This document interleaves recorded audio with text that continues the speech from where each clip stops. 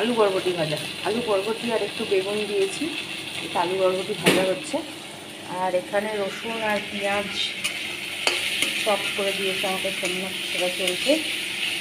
আমি ছুরি দিয়ে পেঁয়াজ রসুন কাটতে পারি না, আজকে সময়ও ছিল না, অত রাতে ফিরে আর পারছিলাম না, সে কারণে সোমনাথ এখানে করে দিয়েছে। যে চপ করে দিয়েছে কাঁচা লঙ্কা কিছুটা নিয়ে নিয়েছে, আর চপ রসুন,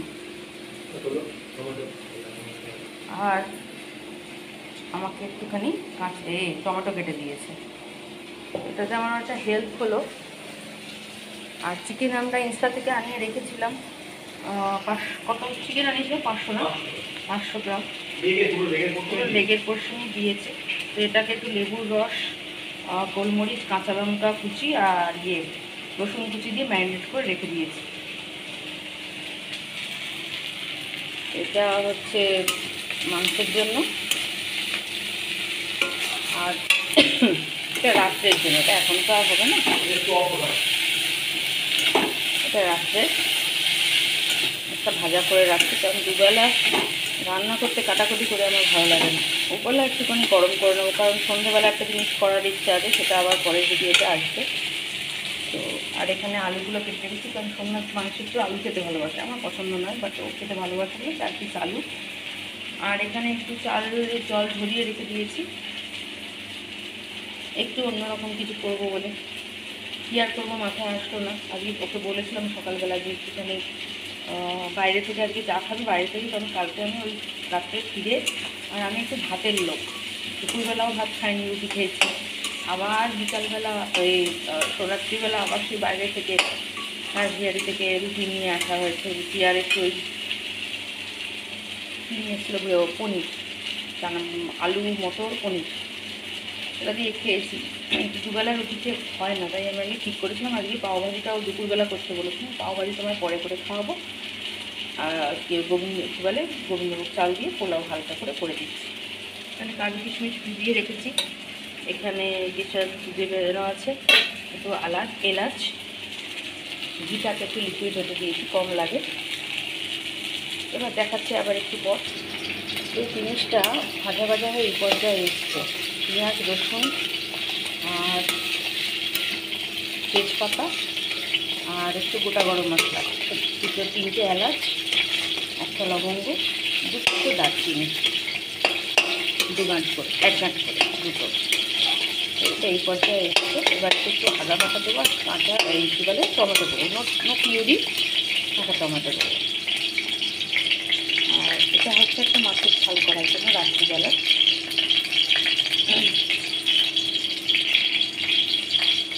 এবার আদা বাটা টমেটো দিয়ে কষাবো।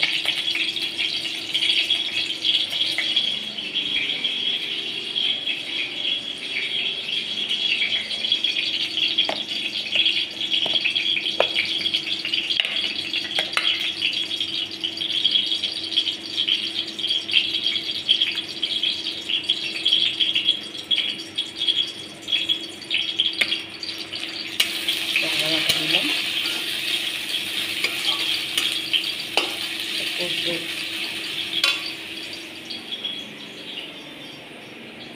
টমেটো থাকছে একটু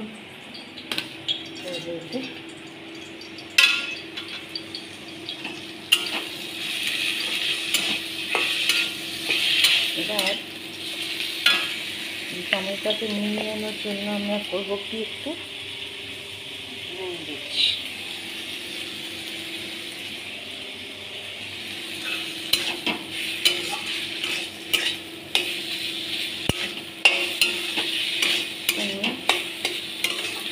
একটু কষাবো, তারপরে এখানে আমি দেবো একটু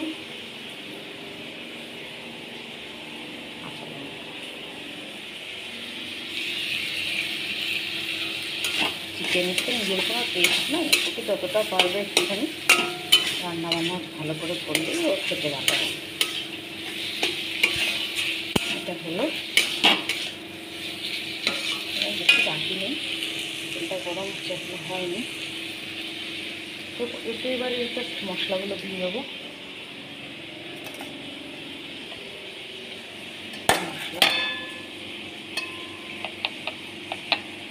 একটু হলুদ,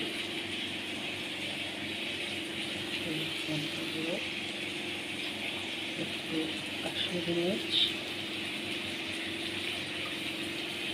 তেলের মশলা যেরকম হয় মুড়ো মশলা এরকম,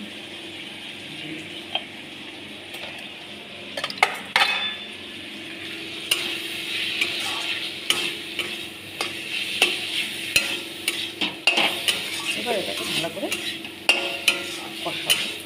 ভিডিওটা বড় করছি না, আবার যখন মাছটা কষিয়ে দেবো তখন আবার আমি দেখাচ্ছি। এবার এর মধ্যে চিকেনটা দেওয়া আছে, চিকেনগুলো দেওয়া আছে।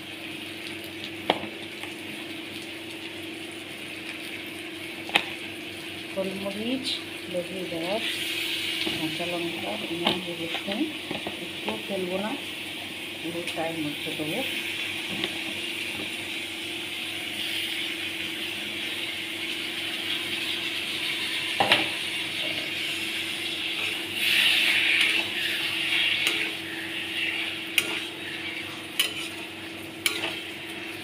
এটাকে এভাবে কষবো।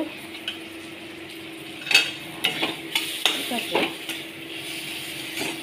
গোটা কাঁচা লঙ্কা দিলাম না, একটু অনেকটাই পড়ে আছে, এটা দিয়ে একটুখানি মাছের ঝাল বানিয়ে রাখতে হবে। এটা মাছটা একটু কষা কষা রান্না হচ্ছে। একটা পেটি আছে, আর একটা ছোট্ট মতো একটু পেটি আছে।